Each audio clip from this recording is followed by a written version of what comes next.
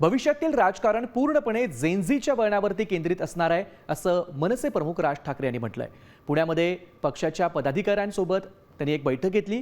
या बैठकीमध्ये त्यांनी नवीन पिढीशी जास्तीत जास्त संपर्क वाढवण्याच्या सूचना पदाधिकाऱ्यांना दिल्यात। आजच्या तरुण पिढीमध्ये मोठे बदल घडवून आणण्याची अद्भुत ताकद आहे।